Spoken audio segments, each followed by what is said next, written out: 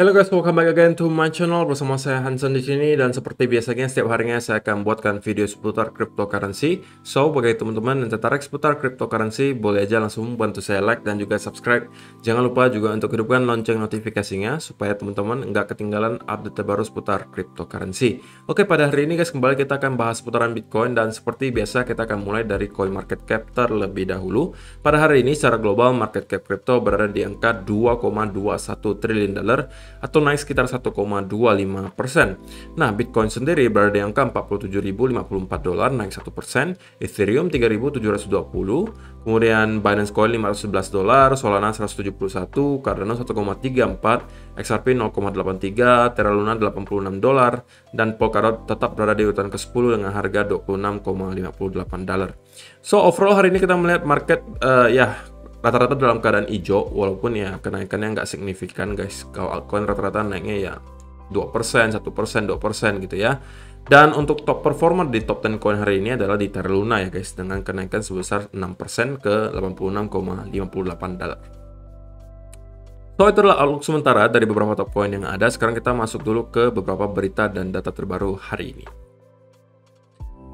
Pertama, di sini dikatakan MicroStrategy purchases 1,914 Bitcoin, now holds almost 6 billion in crypto. Jadi kemarin di Twitter lagi-lagi si Michael Saylor mengatakan MicroStrategy lagi-lagi membeli sebesar 1.914 Bitcoin dengan uang 94 juta dolar ngebelinya. Jadi harga rata-ratanya itu di sekitar 49.200-an per Bitcoinnya. Dan per tanggal 29 Desember mereka itu udah punya Bitcoin sebesar 124.391 Bitcoin. Yang kalau diuangkan atau dinominalkan sekarang itu maka kurang lebih akan mencapai 5,9 billion dolar. Alias kurang lebih hampir 6 miliar dolar gitu kalau diuangkan gitu ya. Dan ya, ini sebenarnya bukan berita yang exciting lagi ya mungkin untuk kita, karena saking seringnya kita ngelihat MicroStrategy, khususnya Michael Saylor gitu nge-tweet bahwa mereka lagi-lagi membeli Bitcoin hampir setiap bulan gitu ya, dan angkanya itu rata-rata besar banget. Dan mulai muncul gitu narasi-narasi bahwa sebenarnya MicroStrategy itu hanya pencitraan kok gitu, karena saya pernah lihat komentar-komentar di video-video sebelumnya ketika juga ada pembahasan soal MicroStrategy membeli Bitcoin. Ada komentar-komentar datang mengatakan, kok itu MicroStrategy bener nggak nih belinya segitu ya kan, udah sering beli terus gitu kan, angkanya besar-besar pula. Ada yang bilang juga ini hanya manipulasi, datanya nggak benar gitu kan, ini hanya konspirasi dan lain sebagainya. Dan menariknya lagi ada yang sampai ekstrem gitu, percaya bahwa setiap kali gitu ya Michael Saylor mengatakan mereka membeli Bitcoin itu biasanya adalah sinyal untuk sell katanya, alias setiap kali si Michael Saylor mengatakan MicroStrategy kembali menambah porsi Bitcoinnya, tidak lama lagi katanya biasanya akan ada koreksi besar. Dan apakah kalian setuju guys? Apakah kalian lebih percaya nih dengan data yang disampaikan Cointelegraph ini bahwa MicroStrategy membeli Bitcoin lagi? Ataukah kalian lebih percaya bahwa ini hanya sekedar pencitraan doang, mereka nggak benar-benar beli, dan mereka cuma pengen memanipulasi market? Saya pengen tahu nih komentar kalian di kolom komentar di bawah. Dan untuk kalian-kalian yang nggak percaya sih, saya nggak menyalahkan gitu ya. Ya percaya apa yang pengen kalian percaya. Kalau kalian tidak percaya ya sudah, tidak masalah gitu kan. Dan memang kalau dilihat dari angkanya itu rata-rata besar-besar banget gitu. Jadi mungkin saja wajar gitu kalau ada sebagian orang nggak percaya gitu. Bener aja nih setiap bulan beli, kemudian harganya juga tinggi-tinggi ketika ngebelinya. Kemudian juga mereka kan udah banyak gitu kok, ngapa nggak hold aja gitu kan, harus beli lagi. Bener aja ada beli apa enggak nih gitu kan. Jadi menurut saya ya wajar aja kalau ada sebagian orang yang kurang percaya gitu bahwa Michael Saylor itu ada ngebeli Bitcoin sebanyak itu gitu ya. So itu adalah hal pertama. Next, ini dari Dylan Leclerc. Dia mengatakan Bitcoin long-term holders have an average on-chain cost basis of $70,825, but the ones currently moving, spending their coins, have a cost basis of $33,890. The true OGs are holding tight. Jadi ini lagi-lagi memperkuat argumen kemarin di mana long-term holder itu sampai sekarang belum pada jualan guys. Ini adalah long term holder cost basis and spend price. Jadi menurut si Dylan Leclerc, orang-orang yang menggerakkan harga Bitcoin belakangan ini adalah orang-orang yang baru ngebeli Bitcoinnya. Dan rata-rata orang yang spend Bitcoinnya atau ya istilahnya menjual Bitcoinnya gitulah ya. Itulah rata-rata orang yang membelinya kurang lebih di harga 33.890-an. Oke. Sedangkan orang-orang yang sudah mengebeli dari harga rata-rata kurang lebih 17.825 itu rata-rata belum jualan gitu guys, alias yang udah hold mungkin bertahun-tahun sampai sekarang itu mereka nggak tergerak hatinya untuk kayak taking profit atau apapun itu gitu kan, masih kayak percaya aja bahwa Bitcoin ke depan itu masih akan terus-menerus naik. Sedangkan yang menggerakkan harga belakangan ini adalah seperti yang disampaikan juga kemarin, orang-orang yang baru-baru gitu masuk ke kripto mungkin tidak lebih dari setahun. Dengan harga rata-rata itu 33.800-an gitu ya. Jadi mereka masih baru-baru banget membeli dan mereka adalah orang-orang yang sekarang menggerakkan harga gitu ya. Tapi sisanya yang udah hold cukup lama itu rata-rata masih kayak nggak pengen untuk jualan gitu ya. So itu adalah berita kedua. Kemudian ketiga. Nah, ini juga adalah sebuah data yang menurut saya perlu kalian tahu apabila kalian merupakan long term holder. Sebenarnya kalau misalnya tujuan awal kalian masuk ke kripto itu adalah untuk investasi jangka panjang, sebenarnya tidak banyak data yang perlu kalian ketahui. Kalian tidak perlu setiap hari harus mantauin chart, harus ngelihat, wah hari ini naik 1%, besoknya turun 2%, besoknya lagi turun 3%. Itu adalah pergerakan jangka pendek guys. Kalau misalnya kalian memang niatnya untuk investasi jangka panjang, data-data yang perlu kalian tahu hanya model-model seperti ini. Nah, ini adalah Bitcoin price on this date. Jadi, harga Bitcoin ketika tanggal 30 Desember 10 tahun terakhir, dari tahun 2011 sampai 2021. Nah, kalau kalian perhatikan, di tahun 2011, itu harga Bitcoin satunya cuma $4, guys. Bayangin. Berarti kalau misalnya mau beli 10 Bitcoin di tahun 2011, itu hanya perlu uang $40. Kalau diuangkan atau dirupiahkan, itu kurang lebih hanya 600.000 lah, anggapnya 600.000 rupiah, dan kalian udah bisa dapat 10 Bitcoin di tahun 2011. Jadi kalian bisa bayangkan kalau misalnya kalian ada beli 10 Bitcoin di tahun 2011, sekarang kalian bisa jual mungkin hampir 7 atau 8 miliar rupiah gitu ya. Jadi itu udah berapa persen kenaikannya, kalian hitung sendiri saja. Dari awalnya 600.000, oke, itu menjadi 6 sampai 7 miliar. Itu udah 10.000 kali lipat harusnya gitu ya. Kemudian di tahun 2012 kalian bisa melihat kenaikannya sampai ke $13 dan lonjakannya cukup tinggi dari 2012 ke 2013, dari $13 sampai ke 734, kemudian $313, 429, 951 dan seterusnya. Nah, kenapa ini adalah salah satu data yang perlu kalian tahu kalau kalian merupakan holder jangka panjang, ya supaya kalian nggak pusing gitu guys. Yang perlu kalian tahu hanyalah kalau kalian lihat secara data historis, memang dari tahun ke tahun Bitcoin itu selalu mengalami uptrend. Hanya saja pasti di pertengahan jalan mungkin ada fase koreksinya, ada fase bear marketnya sebelum kita konsolidasi, baru kita mulai lagi bull run berikutnya gitu kan. Kita terus-menerus naik, tapi kalau misalnya secara tren kalian bisa lihat ini terus-menerus grafiknya naik. Walaupun di pertengahan jalan ya ada menurun sedikit, naik lagi, turun sedikit, naik lagi. Tapi secara jangka panjang kita bisa melihat Bitcoin itu secara eksponensial itu terus naik gitu. Jadi ini adalah salah satu hal yang ya perlu kalian ketahui apabila kalian merupakan investor jangka panjang. Kalian nggak usah tahu pusingin pergerakan jangka pendek gitu. Enaknya kalau investasi jangka panjang ya gitu ya guys. Kalian nggak perlu pusing harus mantauin chart setiap hari, harus pusingin berita-berita setiap hari gitu kan, harus pusingin Bitcoin option expiry dan lain sebagainya. Kalau misalnya kalian trader ya beda cerita gitu ya. Tapi kalau misalnya kalian awalnya niatnya memang investasi untuk jangka panjang, ya sebenarnya kalian nggak usah terlalu pusing lah gitu dengan pergerakan jangka pendek. Yang kita tahu adalah kedepannya kemungkinan besar Bitcoin masih akan terus menembus ke all time high baru dan kemungkinan harganya akan secara eksponensial terus menerus naik gitu ya. Itu yang perlu kalian tahu. Nah, ini juga adalah data yang menurut saya cukup menarik juga yang pengen saya sampaikan untuk kalian. Dan ini adalah perbandingan guys, ROI atau Return on Investment antara Bitcoin dibandingkan dengan gold, dibandingkan dengan S&P 500. Gold ya berarti emas, S&P 500 berarti ya stock market US atau pasar saham di Amerika Serikat. Dan kalau misalnya kalian membeli Bitcoin setahun terakhir dan kalian hold, maka ROI-nya kalian itu adalah 65% setahun terakhir. Oke? Sedangkan gold itu minus 4%. S&P 500 plus 28%. Jadi kalau untuk kalian yang merupakan investor gold atau emas, tahun ini ya tentunya bukan tahun yang baik untuk kalian setahun terakhir itu gold malah tidak menghasilkan gitu ya, malah minus 4%. Kemudian kalau kalian udah hold 2 tahun, maka Bitcoin udah menghasilkan kalian 563%. Gold 19%, S&P 500 48%. Kalau kita tarik lagi 3 tahun, Bitcoin menghasilkan kalian 1165%. Sedangkan gold 41%, S&P 500 91%.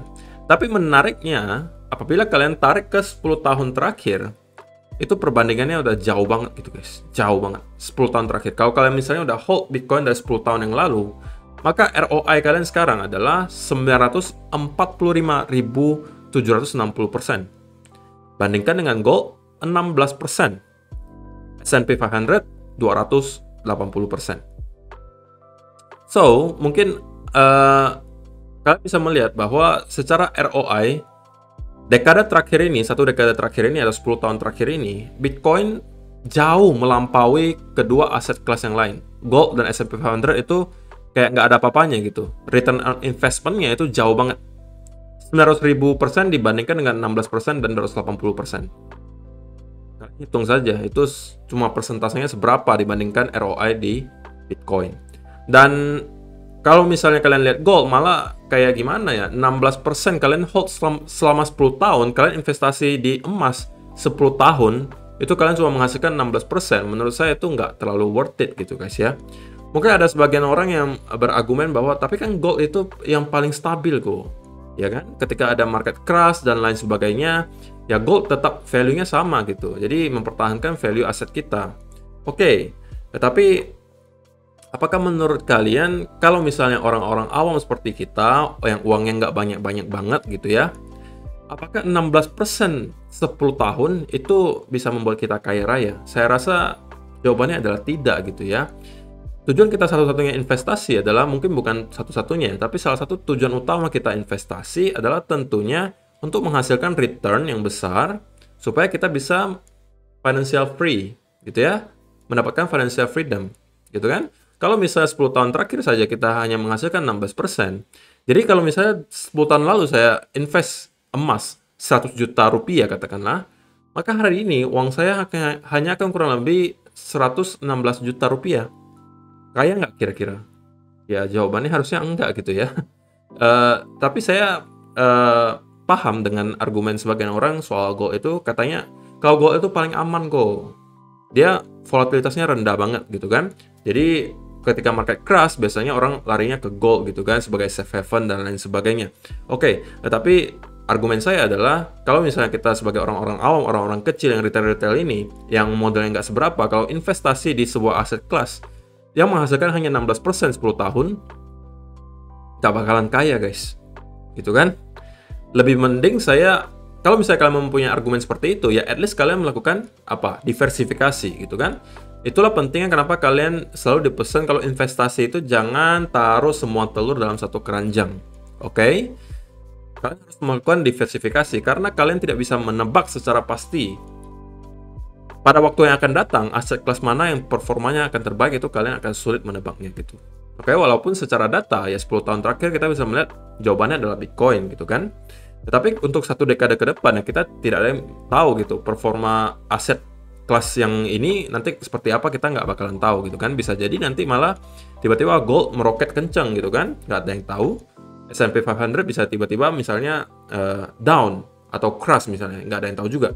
Maka terbaik adalah jalannya kalian lakukan diversifikasi. Mungkin kalian taruh sebagian di gold gitu kan, kalian taruh sebagian di S&P 500, kalian taruh sebagian lagi di Bitcoin.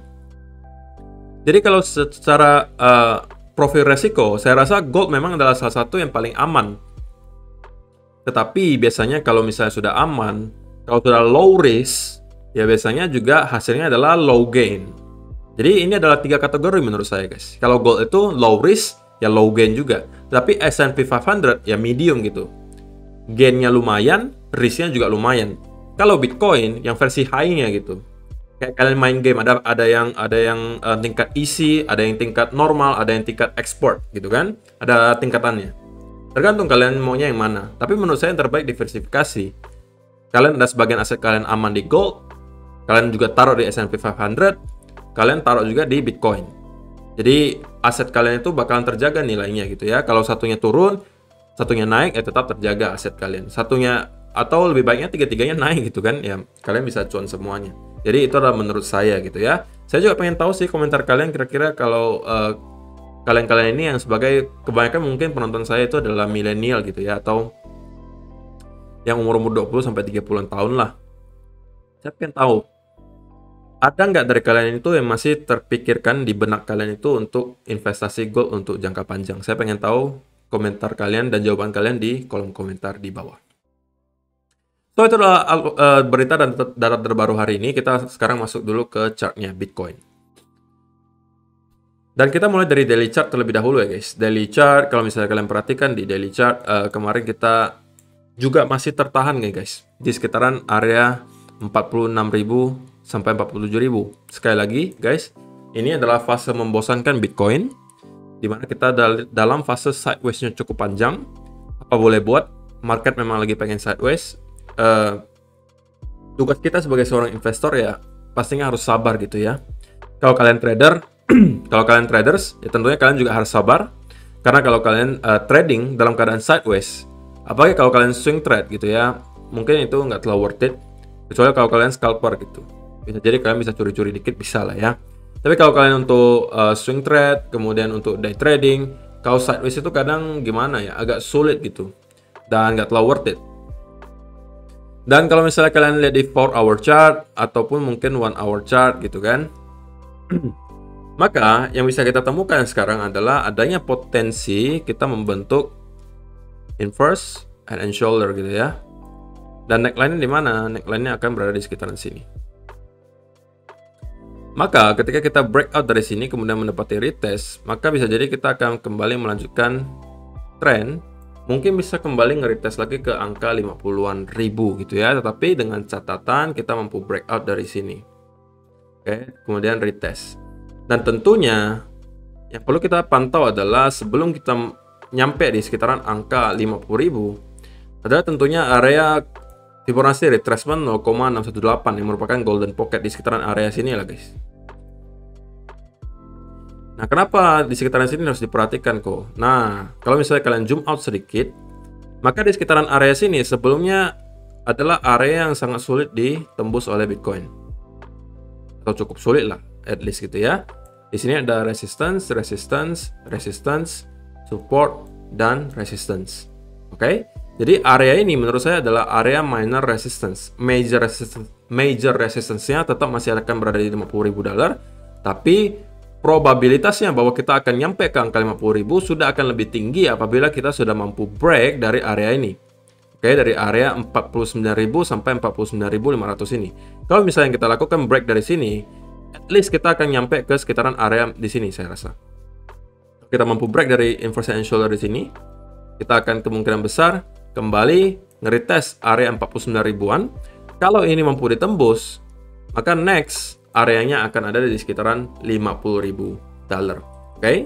Tentunya sekali lagi, sebelum kita benar-benar breakout ke salah satu arah dari range ini mungkin lebih jelasnya kita digambar ini aja ya. Ini kita hapus dulu aja garisnya. Nah, sebelum kita benar-benar breakout dari kotak biru ini guys, breakout dan close ya, breakout dan close di bawah, candlenya close di bawah, atau breakout dan close di atas. Sebelum kita melakukan hal ini, maka secara teori kita masih dalam keadaan sideways. Mau sampai tahun depan pun, kalau misalnya kita masih mainnya di sini, ya setiap hari saya akan katakan ke kalian bahwa kita masih dalam fase sideways. Ya karena memang itu yang terjadi gitu guys. Sama seperti yang terjadi di bulan Mei kemarin di sini. Ya kalau masih sideways, saya akan katakan ke kalian bahwa kita masih sideways gitu guys. Oke, kita masih sideways berbulan-bulan. Selama kita masih dalam kotak biru ini, ya kita juga masih dalam keadaan sideways. Jadi tidak banyak yang bisa kita lakukan selain menunggu terlebih dahulu, atau ya kalian gatal-gatal misalnya tangannya. Mungkin kalian bisa melakukan scalping gitu ya, tipis-tipis. Katakanlah kalian melihat ada breakout dari sini, retest ya, kalian kalau misalnya mau short term trade, mungkin bisa melakukan trading, tapi tentunya dengan trading plan yang jelas gitu ya, risk management yang jelas, jangan sampai over leverage. Karena biasanya kalau misalnya kalian over leverage, kalian akan termasuk salah satu list yang terliquid di hari tersebut. Karena kemarin ada beberapa komentar yang masuk bahwa mereka terlikuidasi karena Bitcoin kemarin lagi down gitu ya. Mereka ke liquid, ada yang beli Phantom, ke liquid, ada yang beli Cardano, ke liquid.